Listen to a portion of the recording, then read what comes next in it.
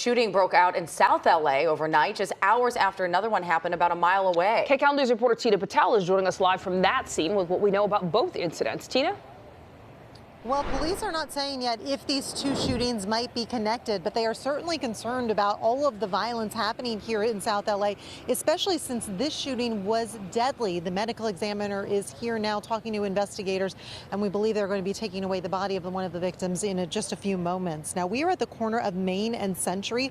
Police say they got a call around 11:30 last night about shots being fired in this strip mall parking lot. When they arrived, they found a 25-year-old man who had died on the scene. There was also a 51-year-old man suffering from gunshots. He was taken to the hospital. We're trying to get an update on his condition.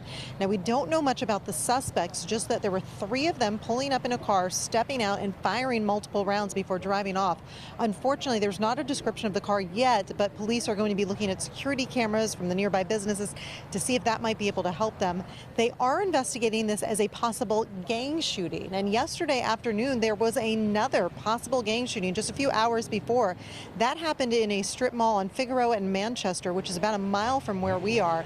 5 people were shot in that incident. We're not sure if they were all targeted or if some of the victims were just caught in the wrong place. We're told there might have also been 3 suspects in that shooting, again, coming in a car, opening fire, and then driving off. The shooting happened in the middle of the day, which was alarming to Police Chief Jim McDonnell. You look at this shooting occurred about 2:30 this afternoon. There's a school right across the street. That's the time generally that the school is letting out. The senselessness and the callousness of where they did it and when they did it, it should really hit all of us. Certainly, the sooner we can tie this up, be able to hold the people accountable who did it, the less chance there is of recurrences, paybacks, or other things like that.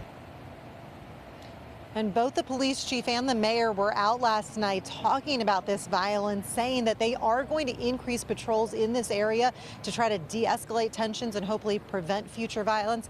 In the meantime, they are asking anyone who might have seen anything with either of the shootings to come forward. We'll send it back to you. All right, Tina, thank you.